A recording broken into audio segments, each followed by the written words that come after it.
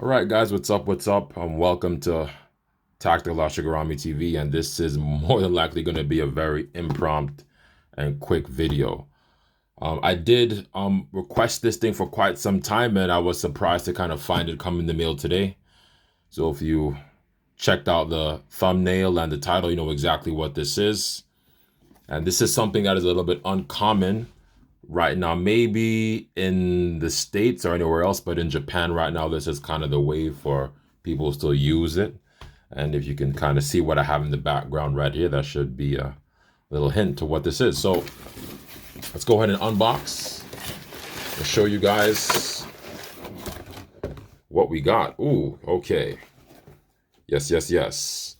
This is the Laylax Desert Eagle 50 AE KYDEX holster for the Tokyo Model E Desert Eagle. And you're probably wondering, why do I have this? So why did I acquire this? Well, to make a long story short, I'm actually going to run my Desert Eagle really soon.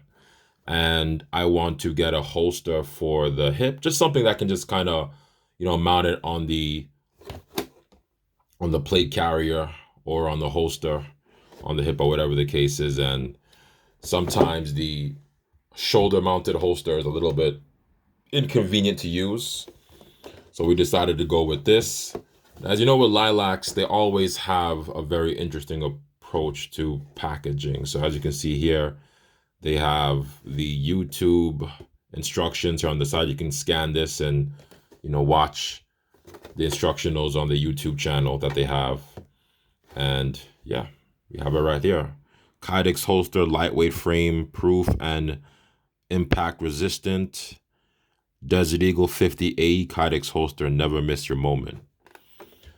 As far as what's been advertised with this, with the 10-inch, I haven't really had any willingness to change the barrel on my Desert Eagle. I've had mine for a while. I don't know if I've ever gone tip to butt on mine, but I'm not sure if I want to make it that kind of video right now. So let's take this out. Let's see what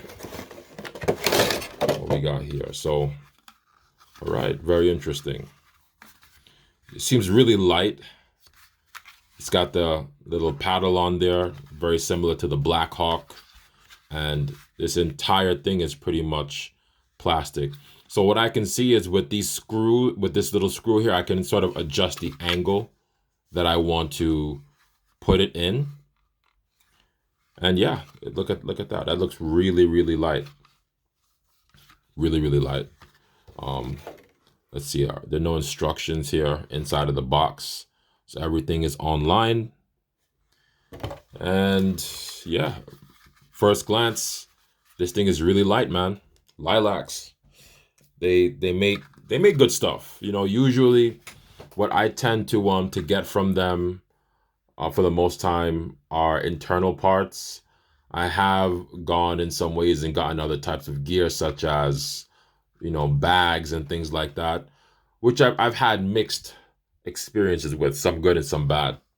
But occasionally they do hit their mark with the stuff that they make that's not particularly for performance-based purposes.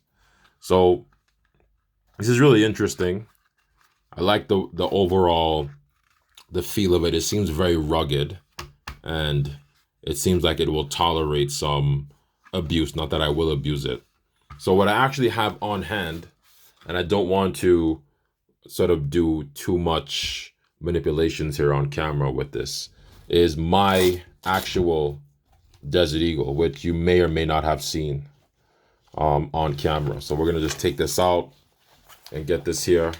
So just for the purpose of this video, everything that you see here is safe. Everything is 100% safe. Everything is imitation. There are no real firearms in this video. This is 100% clear. There are no BBs in this item, and this is a toy, right? So just to verify, it's clear, safe direction. This is not dangerous. This is a toy, okay? You can literally see that here. Tokyo Model E, made in Japan. This is not a real firearm. Okay, so just for the sake of checking out how this thing pretty much feels. Now, this is a very big toy, a very big airsoft toy, right? So sort of carrying it in hand, mounting it, most of the time people do not holster this at all because it's so big and clunky.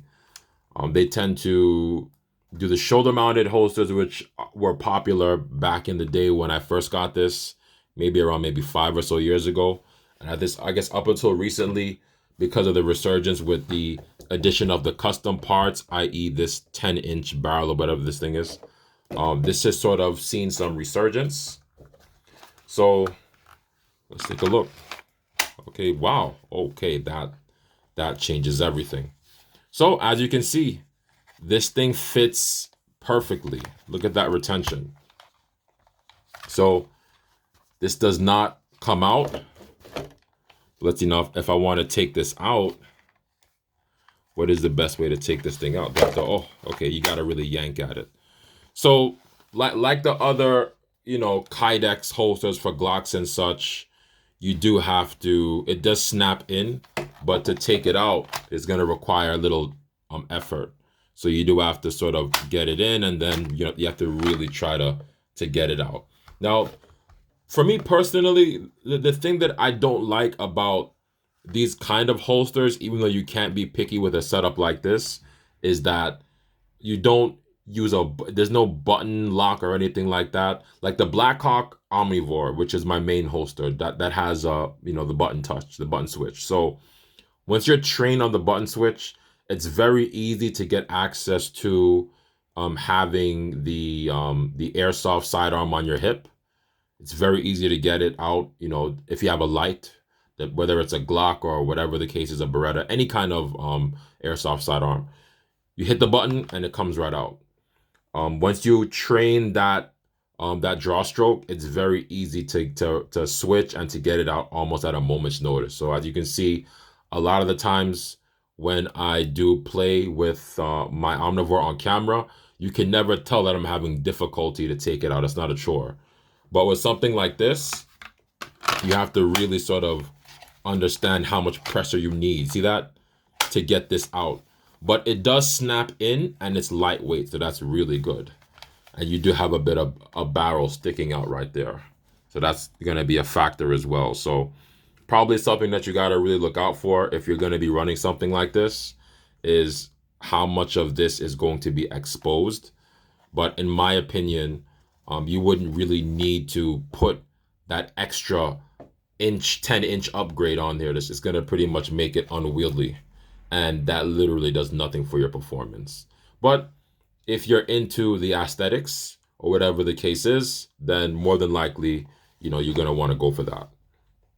Now, for those of you that might ask the question, is this compatible with the silver version, the chrome, or the Resident Evil version? The Resident Evil versions, the standard ones that have the regular outer barrel, regular barrel set, the regular barrel setup, it should be fine because the size and the dimensions are about the same for all of the Tokyo Model We spec Desert Eagles. So this should be okay. As far as any other companies such as, We or anything else that you can probably think of, and there's so many, Cybergun, We, or whatever the case is, you have so many airsoft Desert Eagles. More than likely, I think that they should fit if they are framed almost exactly the same as the Tokyo Model We spec version. But because we're in Japan, and TMs are probably, for the most part, what's predominant in terms of choices for Desert Eagles, and this is a plastic slide Desert Eagle, it's going to be pretty much made specifically for this. So I wouldn't really want to put something that heavy on here if I was going to put it on my chest, for example. So something like this, I wouldn't really want to put it on my plate carrier because it might even hang off or slow me down. Because if I could have those kind of problems with the Tokyo Model We Glock 26, which is a significantly smaller airsoft sidearm, having something like this is going to be very difficult to put on the chest, as you would see, like, you know, maybe doing something like this, like this. I wouldn't do this. I'd put this on my hip. So for its purpose, I think that it will be very well and suited.